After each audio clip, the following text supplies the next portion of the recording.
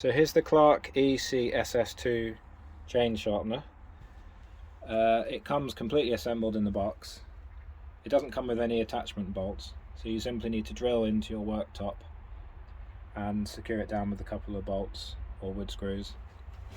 You need to have it so it's overhanging so that you can get to the thumb wheel, but also so the chain can hang down. And you can see just there the sort of the limit to how far overhang you can place it. But it's quite easy to fit, and you can put it on pretty much any bench or worktop, but it does need to be bolted down. So here are the different parts. This is effectively the chainsaw bar. So the chain sits in this groove here, and as you turn this, it clamps the chain in the middle there. So these sections you never adjust, and they're locked in place. This is what stops the chain sliding backwards and forwards, and the adjuster here allows you to do incremental forward steps. So each time you sharpen the chain, you just want to push it forwards a little bit. There's the abrasive disc, which I think is a 10cm diameter, and there's the stop, which determines how far down the abrasive wheel goes onto the chain. On-off switch is there, and there's the adjuster for the depth gauge. The only things you have to set up are the depth gauge. I had to adjust the tension on this by pulling it out to get the right amount, and then I had to set this so it's pushing the arm forward by the right amount. I found this was quite wobbly. There is a screw in the back there, but it's already fully tightened in, so there's no way to take off the slack there.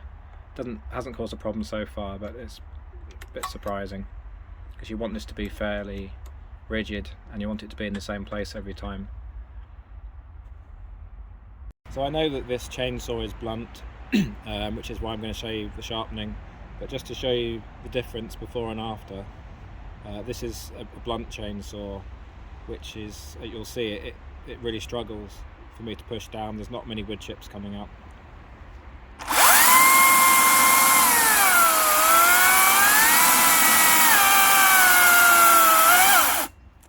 And that's starting to smoke there as well.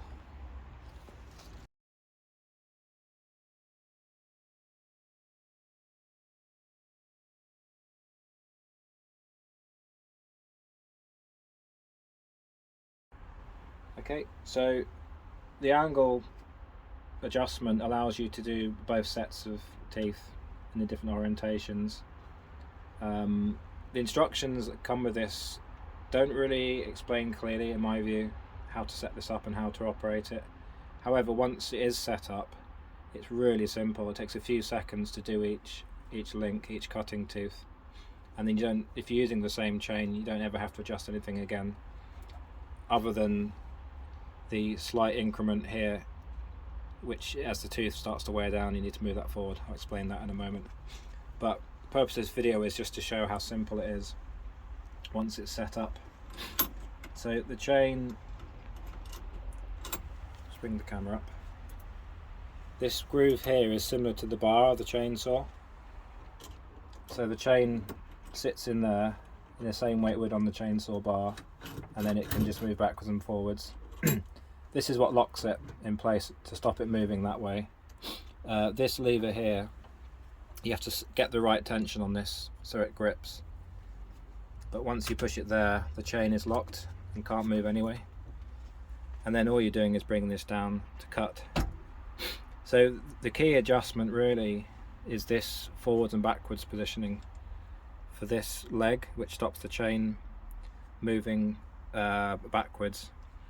When the cutting blade comes down, this is the tooth, of course, that needs to be cut, and it's all set at the exact angle in terms of the vertical angle to make the right cutting orientation, and then the sort of horizontal angle is defined by this setting, and I've just got this on 30, which from what I've read is fine for the Oregon chain.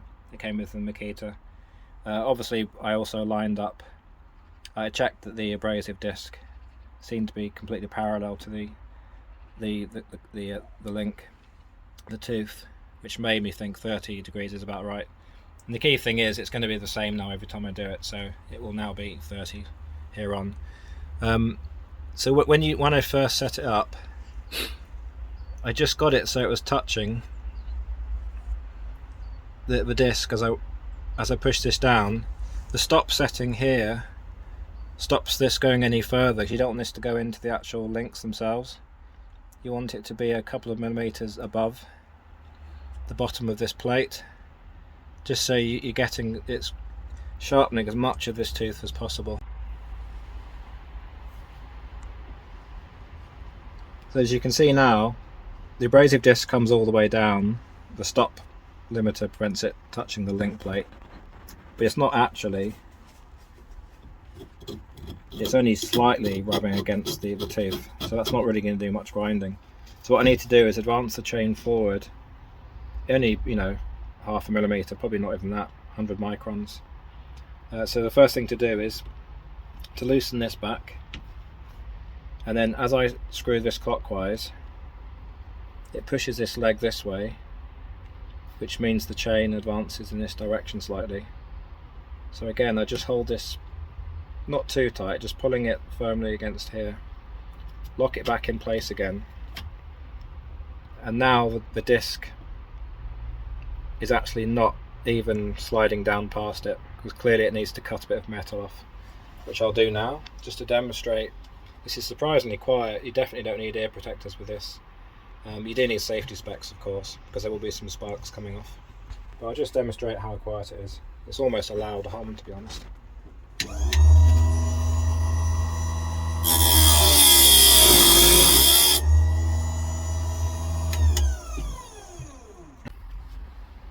So I've cut that tooth there, so all we need to do now is advance the chain forwards a couple of links to the same equivalent tooth.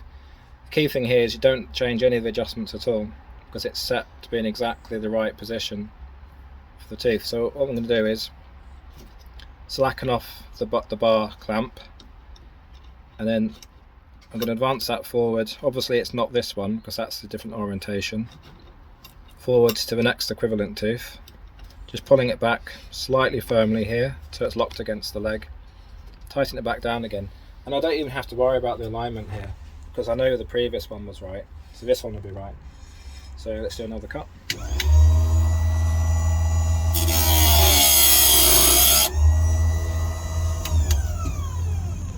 And that's it. And all I do is repeat that for every single tooth. I mentioned before that they alternate in orientation. So once I've done every other tooth, I then I don't have to take the chain off. I reverse the angle from 30 degrees to -30, which pulls it in that direction. So I'll show you how that works now. It simply flips around, and it now means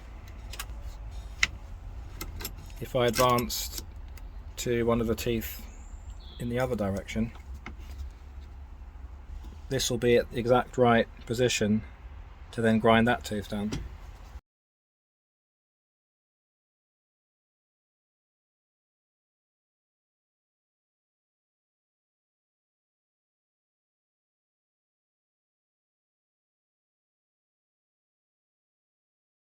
Right, so I've sharpened the chain. Let's see if that's made a difference.